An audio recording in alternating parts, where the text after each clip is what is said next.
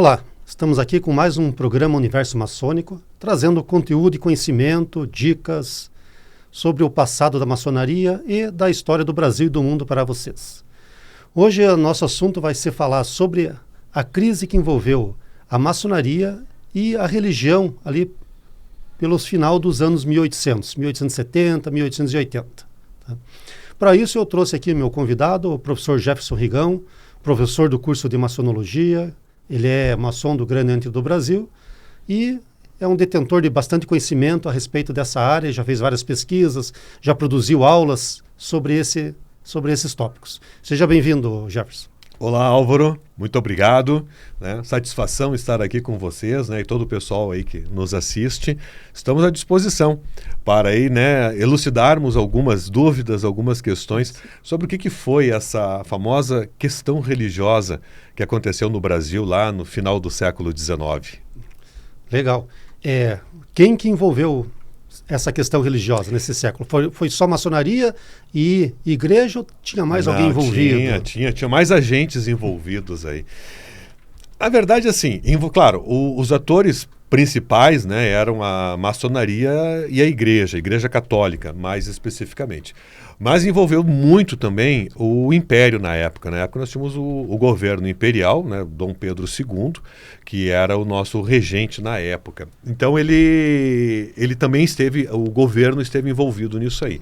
Até, né, já para ir tocando nesse assunto, tudo começou lá no dia 3 de março de 1872, que nós tínhamos lá um padre maçom, né, na Diocese do Rio de Janeiro, na Catedral, estava me fugindo o nome Catedral, na Catedral do Rio de Janeiro, que proferiu um discurso, né, elogiando na época o Visconde do Rio Branco, que então ele era ministro, ele era o chefe do gabinete de ministros do rei e ao mesmo tempo era o grão-mestre do Grande Oriente do Brasil, né? Da obediência maçônica aqui no Brasil na época. Porque ele havia aprovado a lei do ventre livre. E esse padre, né, como eu já falei, também maçom, fez um discurso elogiando ele, não só como político, né, pela lei, mas também como maçom. E isso aí mexeu, né, preocupou muito algumas lideranças na igreja naquela época, e o bispo do Rio de Janeiro na época, que era o nome dele me foge um pouco, Dom Lacerda. Dom Lacerda era o bispo na época, e ele criticou o padre, né, dizendo, olha, você não pode estar na maçonaria, você não pode ficar enaltecendo a maçonaria nos seus discursos. Ele criticou o padre. A maçonaria e não o padre maçom, o discurso. O fato né? da lei, né? Não, o fato do padre ter elogiado a atuação da maçonaria. E aí começou todo o imbróglio.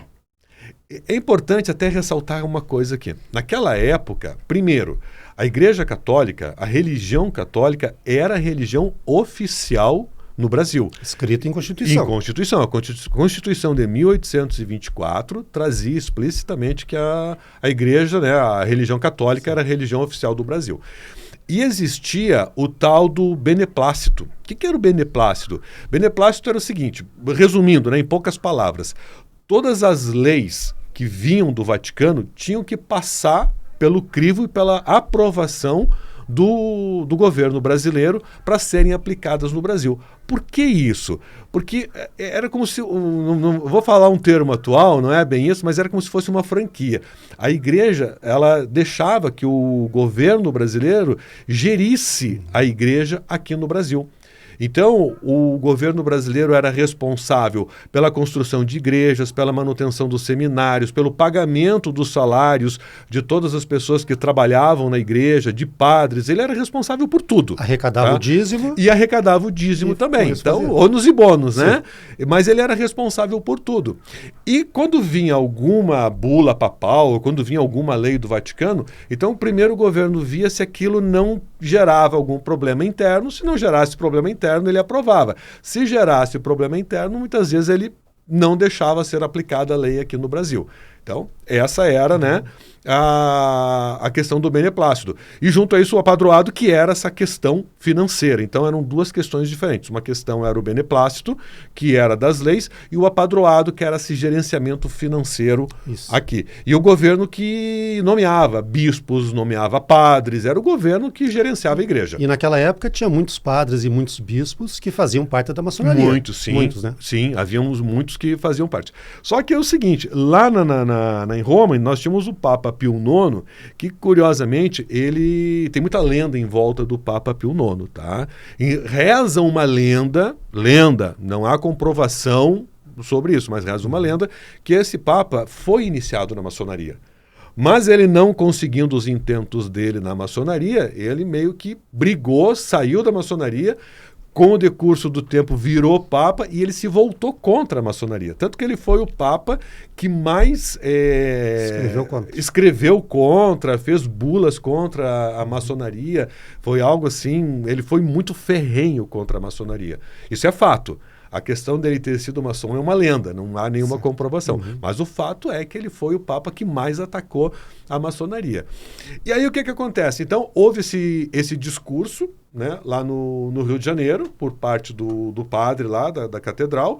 O bispo do Rio se manifestou contrário ao fato dele ter se pronunciado a favor da maçonaria. E aí começou, digamos assim, uma discussão muito grande, porque naquela época... Quais eram as mídias que falavam contra e a favor? Eram os jornais. Então, os jornais pró-liberalismo, pró-governo, pró-maçonaria, atacavam a igreja. E os jornais pró-igreja atacavam a maçonaria. E começou aquela guerra, aquele conflito. Bom, até aí estava no ambiente maçonaria e igreja. Mas entram aí em cena outros dois novos atores, que foi o Dom Vital, né, que era o bispo lá de Olinda, e o Dom Vital ele era um bispo recém-nomeado pelo Papa, ele estava ainda com aquele fervor, né, do Papa, daquela questão, um bispo jovem, ele foi radical também, não queremos mais a maçonaria dentro da igreja, vamos... daí o Papa tinha mandado, né, uma ordem dizendo que todos os católicos saíssem da maçonaria, incluindo os membros do clero. E isso foi vetado pelo governo brasileiro. Imperador, porque ele tinha poder, teoricamente. Ele tinha poder, ele podia fazer, né, essa trava, digamos Só assim. que era uma briga de forças. Uma briga de forças. E aí o que aconteceu com isso?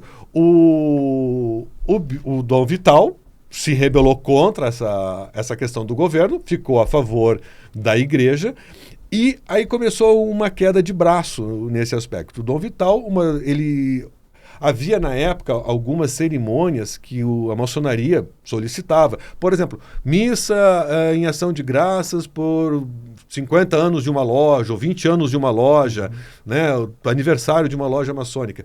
E ele mandou proibir essas missas. Não, essas missas não saem mais. Até mesmo missas de 7º dia para maçons falecidos foram cortadas. Não podia mais ter missas nesse sentido. E aí começou, então, uma revolta muito grande, né, dos maçons contra a igreja, e o governo também intervindo e proibindo que essas atitudes fossem colocadas em prática dentro da igreja contra a maçonaria. E aí começou o imbróglio todo. Um cabo de guerra entre as duas, entre o Império e o Papa. Exatamente, um cabo de guerra entre os dois. Um pouco antes disso, se não me engano, tinha sido votado lá em Roma a infalibilidade do Papa, né? Foi, exatamente. Exato, que era um dos problemas, que então o seu Papa nunca tinha problema, mas é seguinte, nunca errava. Mas era somente sobre questões de moral e fé. Até é importante fazer essa ressalva. Por exemplo, as bulas não eram infalíveis. Mas as bulas podiam ser falíveis. Mas e a condenação de Galileu? Bom, aí era uma questão de fé, né? De moral e de fé, dos dogmas. Exato. O que ele declarava dentro disso, né, da infalibilidade, virava dogma dentro da igreja. Mas aí já é uma discussão. O Joaquim Nabuco até ele cita no discurso dele. Né? Como que eles resolveram esse problema do Galileu? Exatamente. Até 1600... a Terra era o centro do universo. Era o centro do de universo. De repente, a Terra começou a girar em torno do Sol. Exatamente. E foi isso que eles falaram. Então. Exatamente. E não foi só o Dom Vital que se meteu nesse imbróglio aí, também teve o Dom Macedo, que era o bispo lá de Belém do Pará. Ele também entrou, né, na mesma linha que o bispo lá do Dom Vital, lá de Olinda, e aí... Se eu fosse imperador, eu mandava prender esses dois. E foi o que o imperador fez. E foi o que ele fez. A questão foi tão confusa, foi tão grande entre eles, que acabou acontecendo a prisão dos dois. Os dois acabaram sendo presos, né? Tanto o Dom Vital quanto o Dom Macedo. Claro, aí apareceu a turma do deixa disso, vamos pôr em panos quentes, mas assim, essa questão ela foi tão intensa naquela época que causou a queda do Barão do Rio Branco, né? Perdão, do Visconde do Rio Branco. Né? Na época, Visconde do Rio Branco. Causou a queda dele como dirigente, né? Como o presidente lá do Ministério do Governo, né? do Imperador. Ele não aguentou a pressão. Né? O que ele faz? Né? Ele atende a igreja, porque você tem também que pensar que naquela época o fervor religioso era muito forte. E nós tínhamos, principalmente na Princesa Isabel, uma católica muito fervorosa e muito defensora da igreja.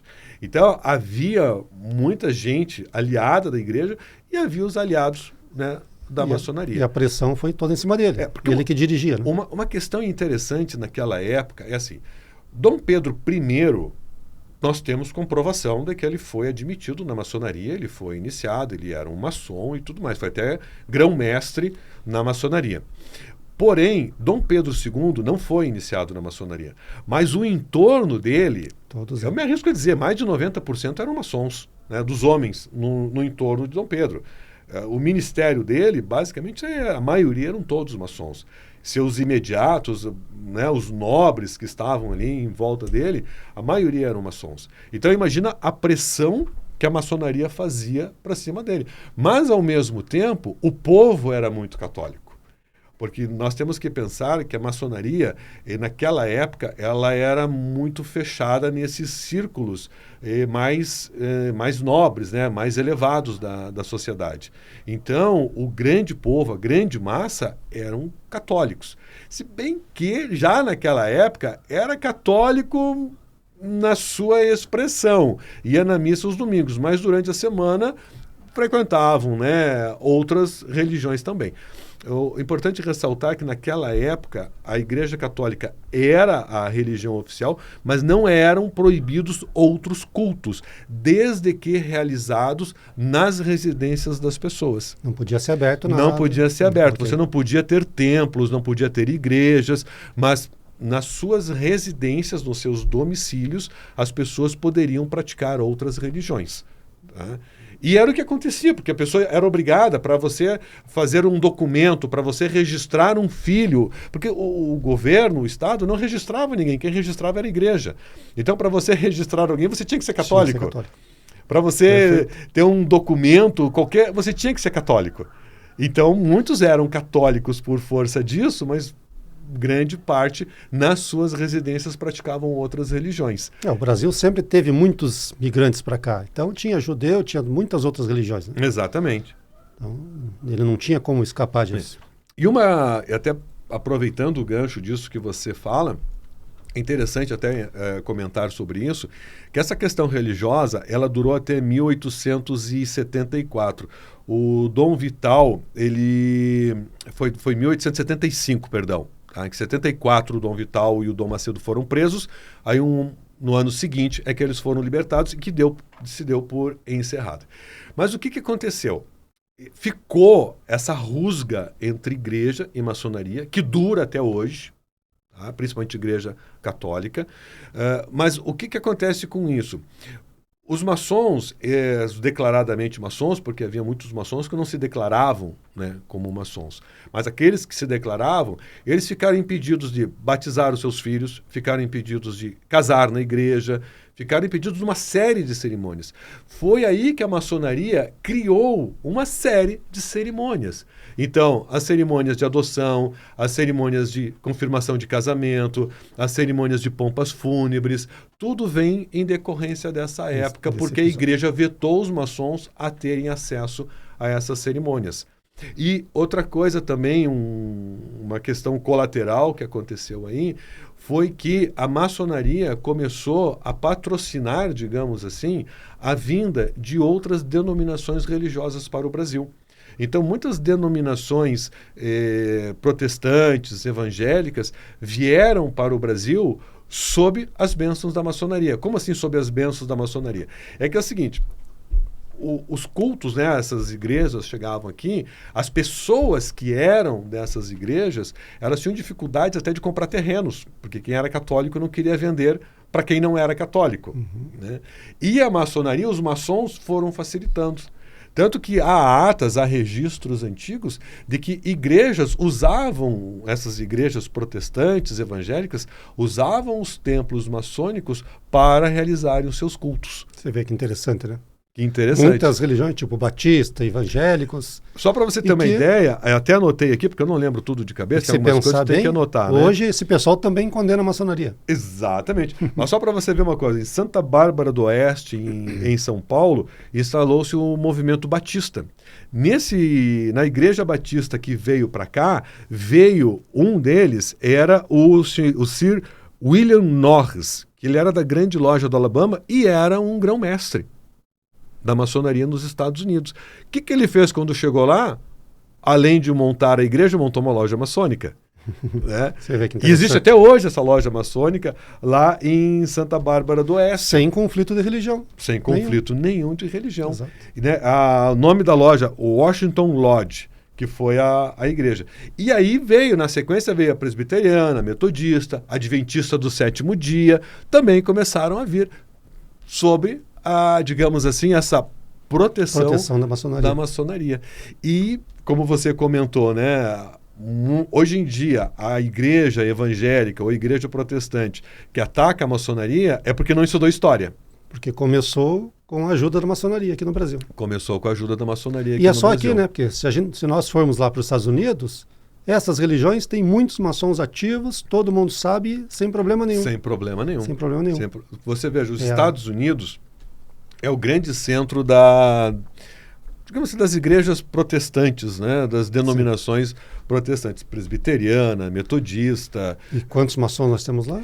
É a maior nação maçônica do mundo. Exato. São os Estados Unidos. Então você veja que realmente é interessante quando nós traçamos esse paralelo entre um e outro. Mas, né, voltando um pouquinho aqui a essa nossa questão religiosa, uma coisa que aconteceu na época, que o Dom Vital, ele ficou muito injuriado, né, com toda essa situação, e ele proibiu que maçons que faziam partes, inclusive de entidades religiosas, escolas, ou seja, né, várias entidades, hospitais, que não mais participassem dessas entidades. Foi um caos, porque a maioria dos dirigentes de escolas, hospitais, eram maçons. Então, aí que começou a se ter uma real dimensão do quanto que a maçonaria fazia e faz ainda até hoje pela sociedade, e muitos poucos sabem. Exato. Poucos sabem disso. Né? O exemplo, né, Só existe o preconceito, né? Não vê a parte... A própria Santa Casa de Curitiba, que é uma das maiores instituições, né, digamos assim, hospitalares, caridosas que nós temos, ela foi totalmente constituída pela maçonaria, né? Mas é uma coisa...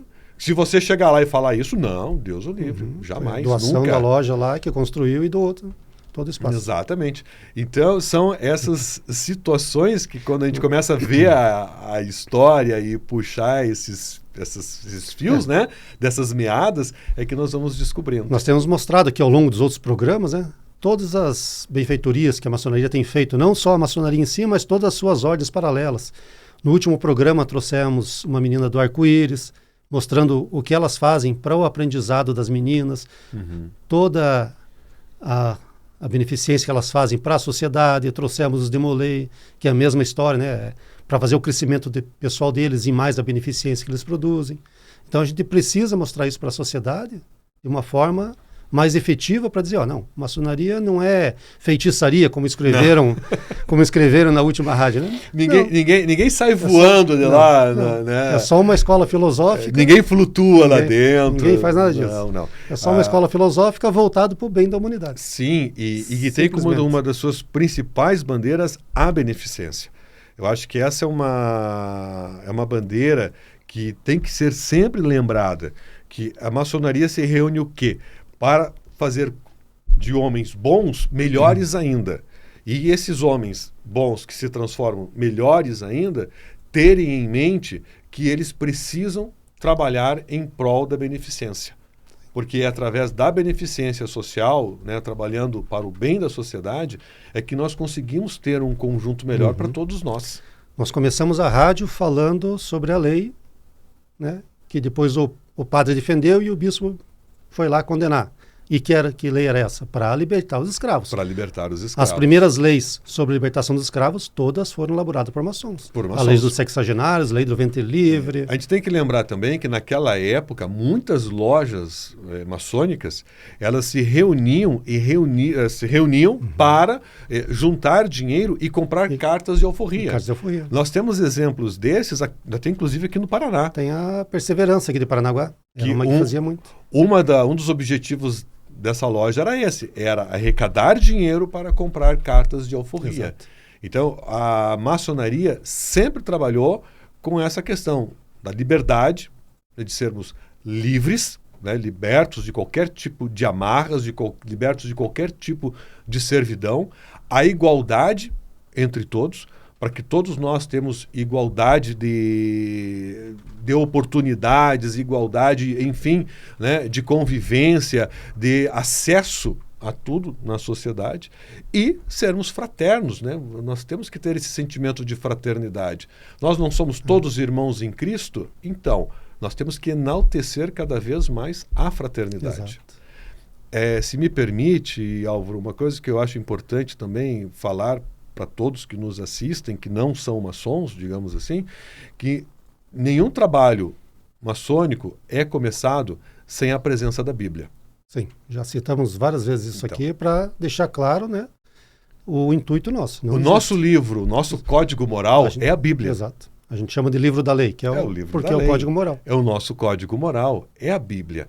Então, se o código moral nosso é a Bíblia, né, tanto o Antigo Testamento quanto o Novo Testamento, e nós temos aquela máxima, né, de que todos nós somos irmãos, é sempre em prol disso que nós trabalhamos e pensamos. Perfeito. Não somos infalíveis, iguais ao Papa, mas tentamos, né, sempre ajudar a nós e ao próximo. Exatamente. Né, E deixa eu fazer uma última pergunta aqui. A maçonaria ainda é excomungada pelo Papa? Não.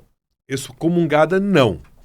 Mas o que acontece? Todo maçom ele está em grave pecado. Pecado grave. Tá? Então, o maçom, por exemplo, ele não pode comungar durante a missa, por estar em pecado grave. O que acontece? No Concílio Vaticano, né, que foi aberto em 1965, inclusive o Papa João Paulo II era bispo na abertura do Concílio Vaticano, e ele levou 18 anos para ser promulgado. Quando ele foi promulgado, o João Paulo II já era o Papa, em 1983. E foi colocado um cânone lá que as entidades ditas secretas não seriam excomungadas e não teriam nenhum problema com a igreja desde que elas não atentassem contra a igreja. Ponto. Perfeito. A maçonaria estava tranquila quanto a isso, que a maçonaria nunca atentou contra a igreja, pelo contrário. Sempre surgiu junto com a igreja. Se nós pararmos, né, para analisar, a maçonaria nasceu praticamente dentro da igreja. Exato. Ela sempre andou lado a lado com a igreja. Exato. Né? E aí, o que acontece? Ao apagar das luzes, né, faltando ali, eu acho que 2 dias, 3 dias para ser promulgada o Concílio Vaticano, eis que vem, né, um bispo na época. Que depois virou Papa. E ele escreveu um adendo lá. Lembrem-se que a maçonaria está fora disso. A maçonaria continua, né, sendo proibida para a Igreja Católica. Mas por quê? Porque ele tinha um problema pessoal com a maçonaria. Qual o problema? Sei lá. mas ele tinha um problema pessoal contra. E aí ele escreveu ali um adendo ao apagar das luzes, assim, sem exagerar, mas na véspera praticamente da promulgação, o Papa João Paulo II, ninguém aguentava mais, todo mundo já queria promulgar, fazia 18 anos já que queriam promulgar aquilo, e aí acabou passando esse adendo, né, do que depois veio a ser o Papa Bento XVI, e acabou que a maçonaria continua, os maçons continuam em pecado grave perante a igreja, mas não excomungada. Tá? Nós não somos excomungados da igreja, mas continuamos em pecado grave. Tá bom. Então tá bom. Obrigado, Jefferson, pela excelente, vou dizer, chamada de aula, né? Uma excelente aula de história da crise da maçonaria com a religião no Brasil, ali nos anos 1800. Posso pedir para você ler um textinho, que é o texto final do Joaquim Nabuco, que eu imprimi ali, o que ele fala, que o Joaquim Nabuco ele fez um discurso, né, falando sobre essas questões em 1873. No auge, né? No auge da crise. Aí ele faz todo um discurso inflamado lá, falando sobre os problemas que existiam, o que a maçonaria fazia, o que deixava de fazer. E esse aqui é o discurso final dele, a frase final. O Joaquim Nabuco, só para dizer, foi um dos grandes abolicionistas, né, maçom, e grande abolicionista na época do Império. Né? E até antes dele aqui, só dizer que essa questão religiosa foi uma das questões que contribuiu para o declínio do Império. Né? Aí juntou a questão militar, que foi uma outra questão que também envolveu um pouco a maçonaria mais para frente, a questão da abolição da escravatura, e acabou culminando com a República em 1889, né? Pouco tempo depois. Mas em 1873, o Joaquim Nabuco ele proferiu, né, um discurso onde ele fala, né, da invasão ultramontana. A invasão ultramontana, que é a questão de Roma, né, que vinha, as leis de Roma que vinham para cá. Né? Exato. E ele fala assim, né? Quanto a nós que realizamos a obra do bem na maçonaria, a obra da liberdade na imprensa e na tribuna, perseveremos, continuemos sem temor, insensíveis a essas explosões da cólera impotente de uma teocracia moribunda, de um passado que desaparece.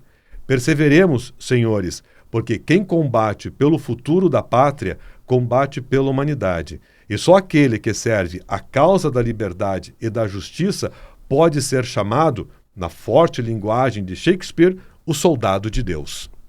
Isso aí. E assim ele encerra o discurso dele. E assim ele encerra o discurso dele. E assim, acho que podemos encerrar nossa rádio. Muito obrigado. Informação? Muito obrigado, Álvaro, por ter, né, aberto esse espaço aqui. Estou à disposição. Alguma outra questão? Eu brinco dizendo que eu sou um pesquisador secundarista, porque eu pesquiso em cima de livros. Sim. Mas, claro, de livros que nós conhecemos as fontes, sim, né? Tem fontes fidedignas. Exatamente. O problema nosso da pesquisa da maçonaria do Brasil é que a gente tem poucos recursos, né? Poucos recursos, né? Exato. Para fazer. Então vamos em frente. Mas sempre à disposição para quaisquer outros assuntos aí que queiramos tratar aqui. Legal. Obrigado, Jefferson. Até a próxima. Vamos ver se marcamos outros papos iguais a esse. Muito obrigado. Até a próxima. Obrigado a todos. Obrigado.